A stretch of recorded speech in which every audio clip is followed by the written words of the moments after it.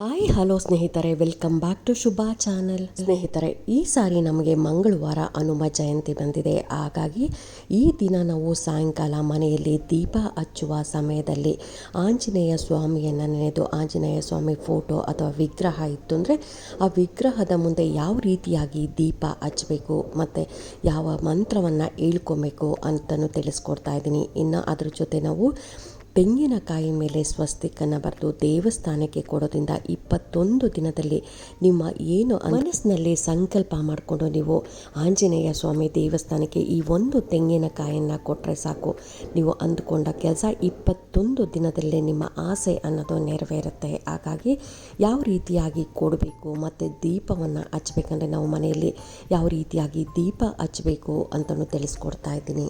ಮಂಗಳವಾರದ ದಿನ ನೀವು ಸಾಯಂಕಾಲ 5 ಗಂಟೆಯಿಂದ 8 ಗಂಟೆ ಒಳಗಡೆ ಈ ದೀಪಾರಾಧನೆಯನ್ನು ಮಾಡಬೇಕಾಗತ್ತೆ. ಇದನ್ನು ನೀವು ದೇವಸ್ಥಾನದಲ್ಲೂ ಕೂಡ ಬೆಲ್ಲದ ಆರತಿ ಮಾಡ್ಬೋದು. ಇಲ್ಲ ಅಂತಂದರೆ ನೀವು ದೇವಸ್ಥಾನಕ್ಕೆ ಹೋಗೋಕ್ಕಾಗಲಿಲ್ಲ ಅಂದರೆ ಮನೆಯಲ್ಲೂ ಕೂಡ ಆಂಜನೇಯ ಸ್ವಾಮಿಯ ಫೋಟೋ ಅಥವಾ ವಿಗ್ರಹ ಇತ್ತು ಅಂದರೆ ವಿಗ್ರಹದ ಮುಂದೆನೂ ಈ ರೀತಿಯಾಗಿ ಬೆಲ್ಲದ ಆರತಿಯನ್ನು ಮಾಡ್ಬೋದು.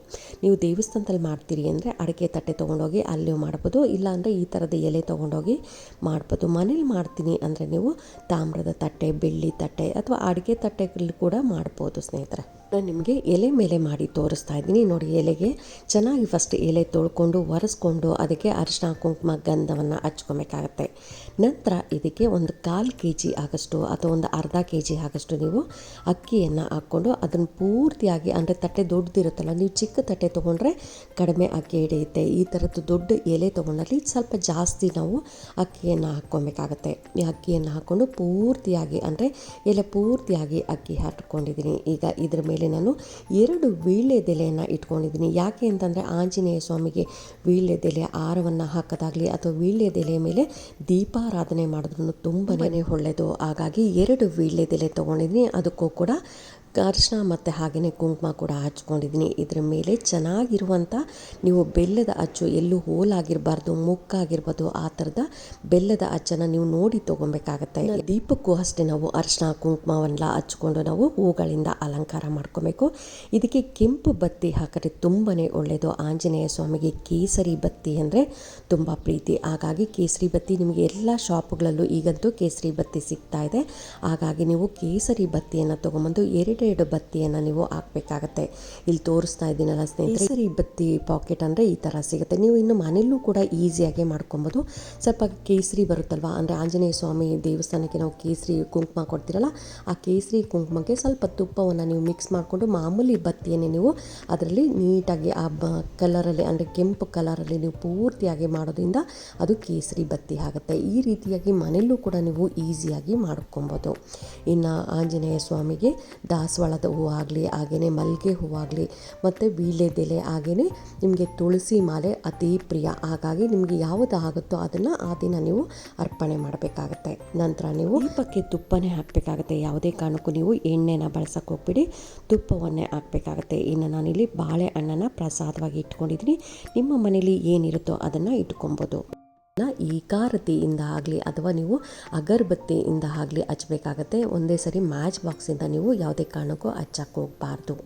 ಇನ್ನು ಹಚ್ಚಿದಾದ ಮೇಲೆ ನೀವು ಅಲ್ಲೇ ದೇವ್ರ ಮನೇಲಿ ಕೂತ್ಕೊಂಡಾಗಲಿ ಅಥವಾ ದೇವಸ್ಥಾನದಲ್ಲಿ ಕೂತ್ಕೊಂಡು ಹಚ್ತೀನಿ ಅಂದರೆ ದೇವಸ್ಥಾನದಲ್ಲೂ ಕೂಡ ದೀಪ ಬೆಳಗಿದ್ದಾದಮೇಲೆ ಅಲ್ಲೇ ಕೂತ್ಕೊಂಡು ಈ ಮಂತ್ರವನ್ನು ನೀವು 21 ಸಾರಿ ಹೇಳ್ಕೊಬೇಕಾಗತ್ತೆ. ಇನ್ನು ಮನೆಯಲ್ಲೂ ಅಷ್ಟೇ ಒಂದು ಮಣೆ ಅಥವಾ ಚಾಪೆ ಮೇಲೆ ಕೂತ್ಕೊಂಡು ಈ ಮಂತ್ರವನ್ನು ನೀವು 21 ಸಾರಿ ಹೇಳ್ಕೊಬೇಕಾಗತ್ತೆ. ಏನಿದು ಮಂತ್ರ ಅನ್ನೋದಾದರೆ ಇದು ಕಾರ್ಯಸಿದ್ಧಿ ಮಂತ್ರ. ಹಾಗಾಗಿ ನೀವು ಯಾವ ಕಾರ್ಯ ಆಗಬೇಕು, ನಿಮಗೇನು ಕೆಲಸಬೇಕು ಅಂತ ಸಂಕಲ್ಪ ಮಾಡಿಕೊಂಡು ಈ ಮಂತ್ರವನ್ನು ಹೇಳ್ಕೋಬೇಕಾಗತ್ತೆ.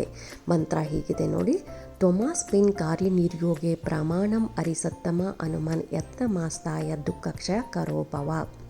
ತ್ವಮಾಸ್ಮಿನ್ ಕಾರ್ಯನಿರ್ಯೋಗೆ ಪ್ರಮಾಣಂ ಹರಿಸತ್ತಮ ಹನುಮನ್ ಯತ್ನಮಾಸ್ತಾಯ ದುಃಖಕ್ಷಯ ಕರೋಭವ. ತುಂಬಾ ಈಸಿ ಇದೆ ಸ್ನೇಹಿತರೆ. ಇದನ್ನು ನೀವು 21 ಸಾರಿ ಹೇಳ್ಕೊಬೇಕಾಗತ್ತೆ. ದೇವಸ್ಥಾನದಲ್ಲಿ ದೀಪ ಹಚ್ಚಿದ್ರೆ ಅಲ್ಲೂ ಕೂಡ ಹೇಳ್ಕೊಳ್ಳಿ, ಇಲ್ಲಾಂದರೆ ಮನೇಲಿ ದೀಪ ಹಚ್ಚಿದ್ರೆ ನೀವು ಮನೆಯಲ್ಲೂ ಕೂಡ ನೀವು ಹೇಳ್ಕೊಬೇಕಾಗತ್ತೆ. ಇನ್ನು ಮಂಗಳವಾರ ರಾತ್ರಿ ನೀವು ದೀಪ ಹಚ್ಚಿರ್ತೀರ, ಈ ದೀಪನ ನೀವು ಮಂಗಳವಾರ ರಾತ್ರಿ ಪೂರ್ತಿಯಾಗಿ ನೀವು ದೇವ್ರ ಮನೆಯಲ್ಲೇ ಬಿಟ್ಬಿಡಿ. ಬುಧವಾರ ಬೆಳಗ್ಗೆ ಇದನ್ನು ತಗೊಂಡು ನೀವು ಅಕ್ಕಿ ಮತ್ತು ಬೆಲ್ಲ, ಬಾಳೆಹಣ್ಣು ಮಿಕ್ಸ್ ಮಾಡಿ ಯಾವುದಾದ್ರೂ ಹಸು ಬಂತು ಅಂದರೆ ಹಸುಗೂ ಕೂಡ ತಿನ್ನಿಸ್ಬೋದು. ಇಲ್ಲ ಅಂದರೆ ನೀವು ಮನೆ ಮಂದಿ ಎಲ್ಲ ಸ್ವೀಟ್ ಮಾಡ್ಕೊಂಡು ನೀವು ಪ್ರಸಾದವಾಗಿ ಕೂಡ ಸ್ವೀಕರಿಸಿ ಖಾರ ಮಾಡ್ಕೊಬೋದು. ಈಗ ಒಂದೊಂದು ಕಡೆ ಹಸು ಬರಲ್ಲ ಅಂಥವ್ರು ಏನು ಮಾಡಬೇಕು ಅಂದರೆ ಸ್ವೀಟ್ ಮಾಡ್ಕೊಬೋದು. ಇಲ್ಲ ನಿಮ್ಮ ಮನೆ ಮುಂದೆ ಹಸು ಬರುತ್ತೆ ಅನ್ನೋಗಾಗಿದ್ದರೆ ನೀವು ಅಕ್ಕಿ, ಬೆಲ್ಲ ಮತ್ತು ಬಾಳೆಹಣ್ಣು 3 ಮಿಕ್ಸ್ ಮಾಡಿ ನೀವು ಸ್ವಲ್ಪ ಪ್ರಸಾದವಾಗಿ ತೊಗೊಳ್ಳಿ. ಇನ್ನು ಉಳಿದಿದ್ದನ್ನು ನೀವು ಹಸುಗೂ ಕೂಡ ಕೊಡ್ಬೋದು. ಈ ರೀತಿಯಾಗಿ ನೀವೇನು ಸಂಕಲ್ಪ ಮಾಡಿಕೊಂಡು ನೀವು ಈ ದೀಪ ಹಚ್ಚಿದ್ರೆ ನಿಮ್ಮ ಸಂಕಲ್ಪ ಅತಿ ಬೇಗನೆ ಶೀಘ್ರವಾಗಿ ನೆರವೇರುತ್ತೆ ಅಂತಲೇ ಹೇಳ್ಬೋದು. ಈ ಸಾರಿ ನಮಗೆ ಹನುಮ ಜಯಂತಿ ಮಂಗಳವಾರ ಬಂದಿರೋದು ಮತ್ತಷ್ಟು ವಿಶೇಷ ಅಂತ ಹೇಳ್ಬೋದು. ಹಾಗಾಗಿ ಮನೆಯಲ್ಲೇ ನೀವು ಈ ರೀತಿಯಾಗಿ ದೀಪಾರಾಧನೆ ಮಾಡಿದ್ರೆ ತುಂಬಾ ಒಳ್ಳೆಯದಾಗತ್ತೆ. ಮನೆಯಲ್ಲೂ ಕೂಡ ಸುಖ, ಶಾಂತಿ, ನೆಮ್ಮದಿ ಅನ್ನೋದು ನೆಲೆಸುತ್ತೆ.